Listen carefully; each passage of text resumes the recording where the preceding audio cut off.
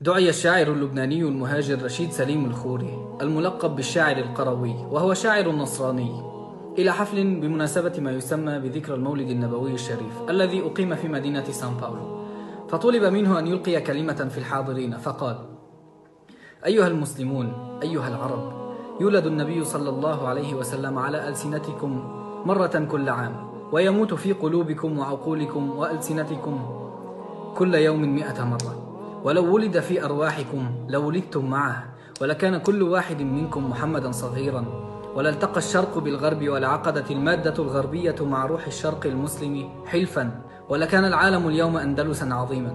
أيها المسلمون، ينسب أعداؤكم إلى دينكم كل فرية، ودينكم من بهتانهم براء، ولكنكم أنتم تصدقون الفرية بأعمالكم وتقرونها بإهمالكم، فدينكم دين التيسير وأنتم المعسرون، دينكم دين الحسنى وأنتم المنفرون، دينكم دين الزكاة ولكنكم تبخلون، دينكم دين النصر ولكنكم متخاذلون، دينكم دين العلم ولكنكم تجهلون. يا محمد، يا نبي الله حقا، ويا سلطان البلغاء، ويا مجد العرب والإنسانية، ويا فيلسوف الفلاسفة، إنك لم تقتل الروح لشهوات الجسد، ولم تحتقر الجسد تعظيما للروح، فدينك دين الفطرة السليمة.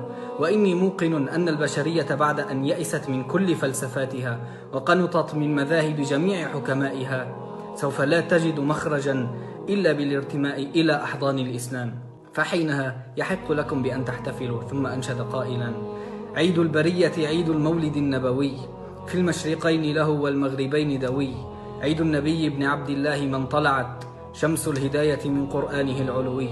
يا فاتح الأرض ميدانا لدولته، صارت بلادك ميدانا لكل قوي.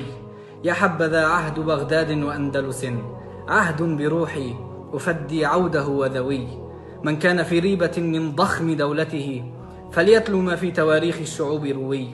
يا قوم، هذا مسيحي يذكركم، لا ينهض الشرق إلا حبنا الأخوي، فإن ذكرتم رسول الله تكرمة، فبلغوه سلام الشاعر القروي.